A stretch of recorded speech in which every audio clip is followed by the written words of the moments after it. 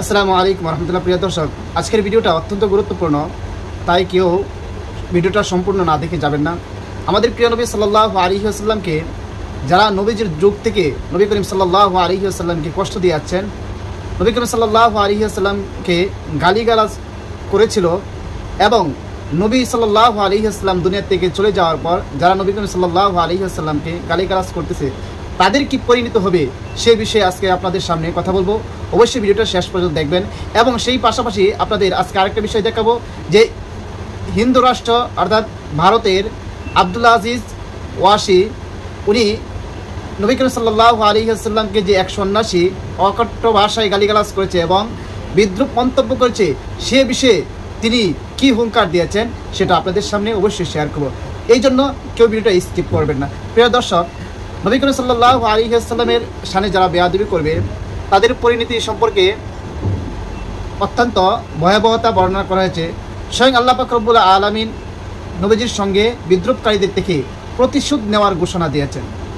কুরাইশ কাফিরদের মধ্যে দুষ্কৃতকারী একটি দল ছিল যে এরা দুরাচারীরা রাসূলুল্লাহ সাল্লাল্লাহু আলাইহি ওয়াসাল্লামকে কষ্ট দেওয়া, তাকে নিয়ে হাসি ঠাট্টা করা এবং তার বিরুদ্ধে ষড়যন্ত্র করার ক্ষেত্রে সবার হচ্ছে অগ্রগামী ছিল।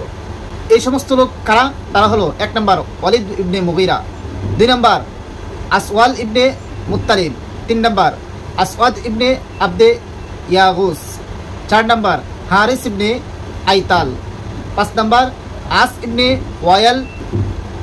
এই লোকগুলো নবী করিম সাল্লাল্লাহু আলাইহি ওয়াসাল্লামের যুগের মধ্যে বিভিন্ন গালিগালাজ করতো, বিভিন্নভাবে ঠাট্টা বিদ্রূপ করতো। একদিন জিবরাইল আলাইহিস সালাতু ওয়াস সালাম রাসূলুল্লাহ সাল্লাল্লাহু আলাইহি ওয়াসাল্লামের খেদমতে আসলেন। আসার পর উপরে যেই 5 জনের নাম উল্লেখ করলাম, রাসূলুল্লাহ সাল্লাল্লাহু আলাইহি ওয়াসাল্লাম তাদের কষ্টে অতিষ্ঠ হয়ে জিবরাইল আলাইহিস সালাতু ওয়াস সালামের কাছে অভিযোগ করলেন। কিছুক্ষণ পরেই সেখান দিয়ে ওয়ালিদ ইবনে মুগীরা অতিক্রম করলো। জিবরাইল আলাইহিস সালাতু ওয়াস সালাম আঙ্গুল দিয়ে ইশারা করে বললেন, আমি তার জন্য যথেষ্ট। তারপর দেখা গেল আসওয়াদ ইবনে মুত্তালিবকে জিবরাইল আলাইহিস সালাতু ওয়াস সালাম তার চোখের দিকে ইশারা করে বলেন, আমি তার জন্য যথেষ্ট। তারপর এলো আসওয়াদ ইবনে আবদে ইয়াগুস, জিবরাইল আলাইহিস সালাতু ওয়াস সালাম তার মাথার দিকে ইশারা করে বললেন, আমি তার জন্য যথেষ্ট। তারপর দেখা গেল হারিস ইবনে আইতালকে জিবরাইল আলাইহিস সালাতু ওয়াস সালাম তার পেটের দিকে ইশারা করে বললেন, আমি তার জন্য যথেষ্ট। অবশেষে দেখা গেল আস ইবনে ওয়াইল সাহামিকে জিবরাইল আলাইহিস সালাতু ওয়াস সালাম তার পায়ের দিকে ইশারা করে বললেন, আমি তার জন্য যথেষ্ট। কিছুদিন যেতে না যেতেই আল্লাহ তাআলা তাদের থেকে প্রতিশোধ নিতে শুরু করলো।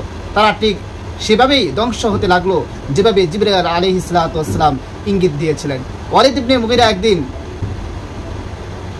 খুজা গোত্রের পাশ দিয়ে হেঁটে যাচ্ছিল। এই গোত্রে একজন তার দিকে ধনুক ঠিক করেছিল। হঠাৎ লোকটির হাত থেকে একটি তীর ফসকে গিয়ে ওয়ালিদের আঙ্গুলে লাগলো। এতে তার আঙ্গুল কেটে গিয়ে জখম হয়ে গেল। জখমের আঘাতে কিছুদিন সে চটপট করতে করতে মারা গেল। 2 নম্বর আসওয়াদ ইবনে মুত্তালিব একদিন তার সন্তানদের সঙ্গে গাছের নিচে বসেছিল। হঠাৎ সে অজানা কারণে চিৎকার করে বলতে লাগলো, আমার ছেলেরা আমাকে বাঁচাও, আমি মরে যাব। তার ছেলেরা বলল, কি হয়েছে? আমরা তো কিছুই দেখতে পাচ্ছি না। সে আবারও বলল, আমি মরে যাব। তাকে থামাও, সে আমার চোখে কাটা ঢুকিয়ে দিচ্ছে। আর এভাবে চিৎকার করে করে আর্তনাদ করছিল।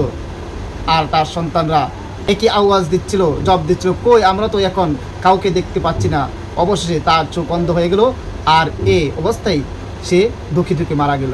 আসওয়াদ ইবনে আবদে ইয়াগুসের মাথায় হঠাৎ বড় বড় ফুরা বের হতে শুরু করলো। তার সারা মাথায় জখমে ভর্তি হয়ে গেল। এই রোগে আক্রান্ত হয়ে সে মারা গেল। হারিস ইবনে আইতালের পেট অজানা কারণে হলুদ রঙের পানিতে ভরে গেল। তার পেট ফুলে ফেঁপে উঠল। পেটের ময়লা তার মুখ দিয়ে বের হতে শুরু করলো। এই ভয়ঙ্কর রোগে ভুগে ভুগে সে মারা গেল। বাকি রইল আস ইবনে ওয়াইল। সে একদিন তার গাদার চড়ে তায়েফে যাচ্ছিল। হঠাৎ তার গাদা এক কাঁটা তারের জোপে হাঁটু গিরে বসে পড়ল। এতে বিরাট একটি কাঁটা তার পায়ে বিঁধে গেল। সে এই কাঁটার বিষে চটপট করতে করতে মারা গেল।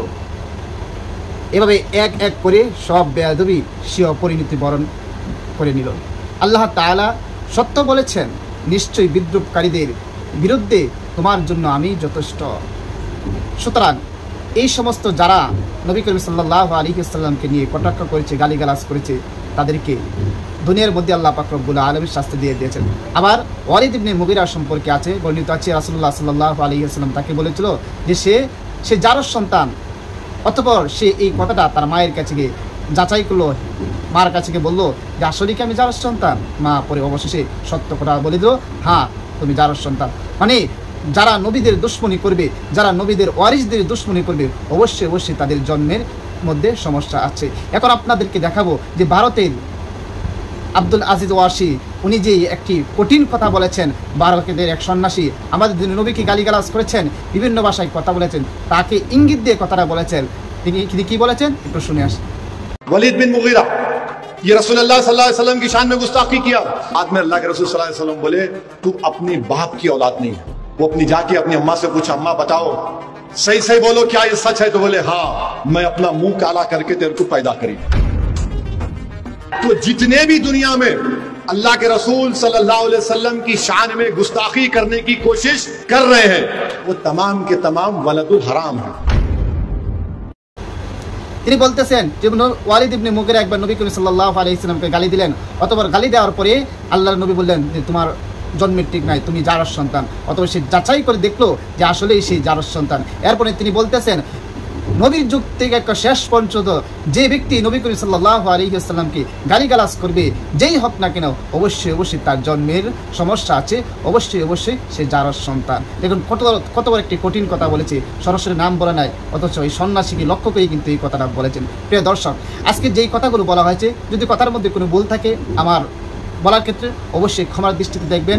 আর যারা নবী করিম সাল্লাল্লাহু আলাইহি ওয়াসাল্লামকে নিয়ে কটাক্ষ করে তাদের অবশ্যই বিচার হবে। আরেক হাদিসের মধ্যে এসেছে মান সাব্বা নাবিয়ান ফাকতুলহু, যে নবী করিম সাল্লাল্লাহু আলাইহি ওয়াসাল্লামকে গালি দিবে তার বিধান হচ্ছে তাকে কতল করা, তার বিধান হচ্ছে তাকে কতল করা।